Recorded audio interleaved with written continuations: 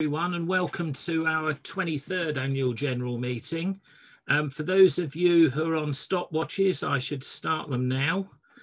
If I can just start with some housekeeping for today's AGM.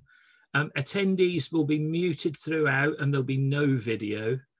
And if you can use the Q&A function if you want to ask any questions in relation to a particular aspect of the AGM, and we'll try to take as many questions as possible, recognising that we've got a constraint as far as time is concerned.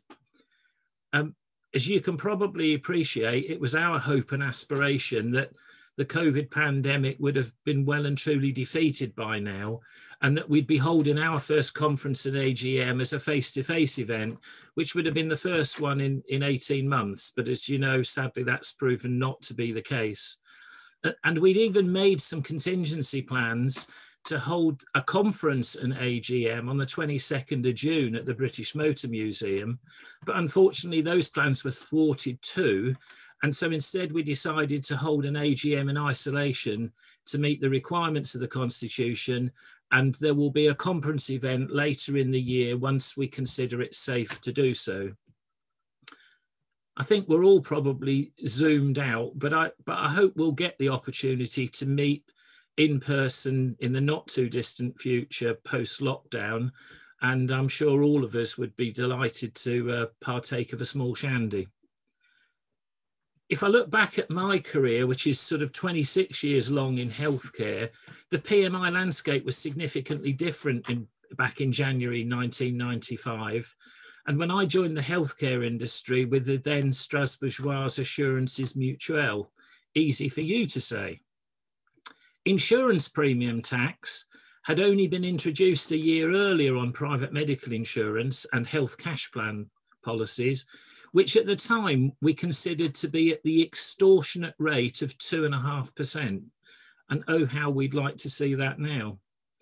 And it wasn't until 1998 that the late Bill Poynton and Sue Smith, who remains a member of the association today, helped to form the Association of Medical Insurance Intermediaries. And I understand it was originally 8 members, and it was almost a year before the association had grown to embrace 22 smaller intermediary firms, who at that stage were generally broking private medical insurance. Back then, the key issues for smaller intermediaries were threefold. Firstly, there was no guarantee that you'd get agency terms, and that could make it tricky if you were going to be broking healthcare business. Secondly, Bill saw that the smaller intermediary needed to have a voice, and that the way for that to be achieved was by the formation of an association. And thirdly, there was a great threat of the industry becoming regulated under what would have been a non-statutory code at that time, and latterly became the General Insurance Standards Council.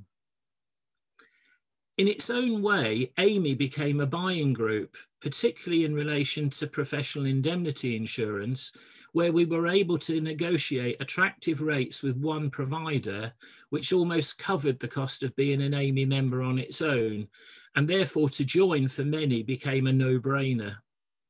GISC was quickly subsumed into the recently formed Financial Services Association in 2005, and that became a statutory body regulating the life and general insurance markets. And I think it's fair to say that if I had £1 for everybody who told me then that it would never happen, I'd have retired at 50, not at 65. But on the subject of money, the real problem for AMI was that it had none. Membership subscriptions were insufficient by number and also insufficient by value for the association to be sustainable in the longer term and achieve its objectives. We regularly had to go cap in hand to insurer after insurer and cash plan provider to beg sponsorship to run events and support our existence. I can remember sitting down with Wayne Pontin, who was my predecessor as chair, and us saying that we thought AMI had 2 years before it ceased to be financially viable. We hatched a plan to invite, nay court, insurers and cash plan providers to join the association as fully paid up members in their own right. And when I wasn't doing my day job running PHP, I was doing pitches to insurers telling them why they should join AMI. Before that, we had to persuade members to accept a change in the constitution, which in itself proved to be no mean feat. If financial insecurity was one challenge, apathy among the membership was another. I can remember attending an event immediately before I took over as chairman, where we had 13 exhibitors and only 12 members in attendance. Despite all the warning signals, on the occasion of me becoming chairman, 3 of the then members told me that I had taken their AMI away and promptly resigned. As you can imagine, that was a fairly auspicious start. You won't be surprised to know that over the 6 years, on more than one occasion, I've asked myself what I've done. If you look at AMI now, we're financially secure and generally in good shape. We're building a reputation to be seen as the voice of the health insurance and wellbeing industry. Our key face-to-face events consistently attract 150, 180, 200 members. We're beginning to break down the them and us mentality between intermediaries and prime providers, which in my opinion has dogged the industry for many a year. Led by AMI, we're finally starting to think as we and working together for the common good in the interests of our customers as well as each other. If I have to pick one thing that I hope will be part of my legacy, it would be that at which I'm most proud. We've been able to have collaborative discussions across the industry with firms who are not AMI members, which would previously have been unheard of. Things like the customer authorization form and the recent electronic transfer of membership data would run it close in terms of the things I'm most proud. But what we've actually been able to demonstrate is that with a positive determination and a will to succeed, anything can be achieved. And I think it's testimony to the association that the AMI chairman is invited to give evidence at an all-parties select committee in the House of Lords. And who would have thought that that would have been the case back in 1998? I'm delighted to welcome those new intermediary and provider firms who've joined the association over the last 12 months, and to thank all of our corporate members for their continued support. Now, you know, I'm always banging on about that we're listening to you. We continue to offer a professional indemnity scheme via Brunel, which has been a long-term partner of the association. However, we know this is a really tight market at present for those operating in the general insurance space, with a hardening in premiums, which have recently been described to me as being the worst in 20 years, and with significant increases in policy excesses being applied to the cover of some of our members. To support members and provide a greater degree of choice, we've recently agreed to offer the services of Jeff Dunn and his team at Spencer Hayes Group. Spencer Hayes were already acting for some of our members in the placing of their PI, and are following a recommendation by a member of the AMI Executive Committee, we've agreed to promote their services as an alternative to the existing arrangement. And although they themselves don't write PMI business, Spencer Hayes Group have recently joined the association as an intermediary firm.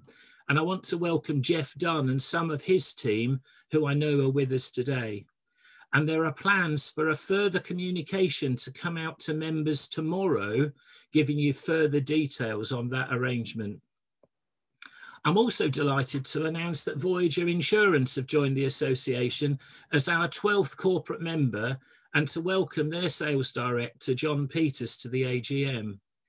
Now, here is a sign of his commitment. He is currently on holiday in Mevagissey and has connected to the AGM to give you a 10-minute update on the new proposition, which will be a white-labelled business travel proposition, which we've arranged in order to support our member firms.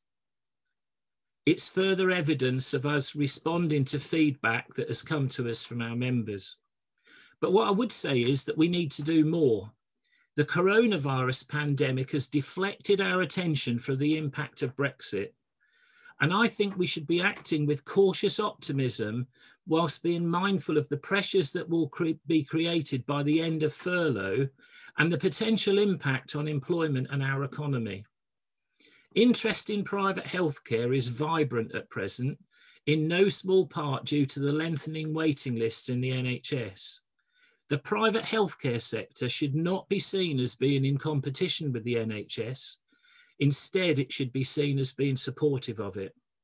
But in my opinion, to see that, there needs to be a mind shift change, not least by our politicians and across all political persuasions.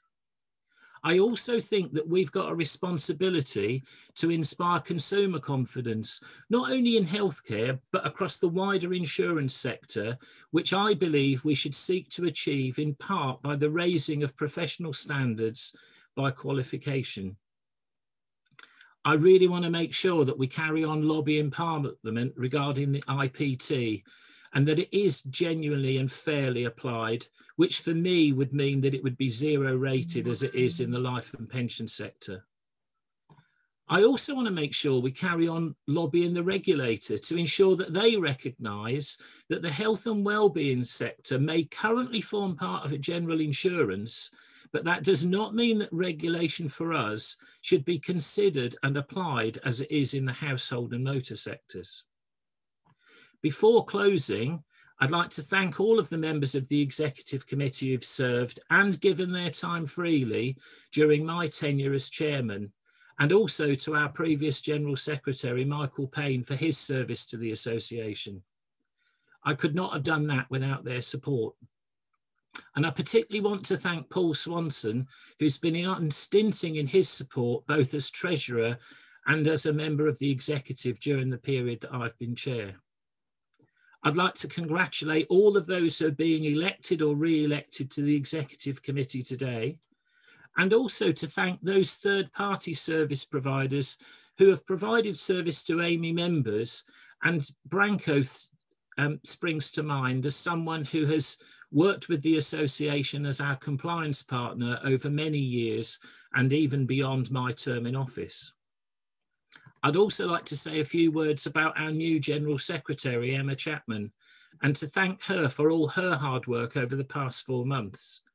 During her time in the role, she's updated the brand style, she's audited the membership, she's improved the communications, she's sorted out, in inverted commas, the bank, and got to grips with all of the third-party relationships. And I know that she has plans to address the website once the new chairman has got his feet under the table. Talking of whom, I'd like to welcome Dave Middleton as my successor as Executive Chair, and to wish him every success in the role. Today he's being handed the baton, which comes with a responsibility to build on the work that we've done as an association, so that we can truly say this is the voice of the health and wellbeing industry. Thank you. So normally at this point,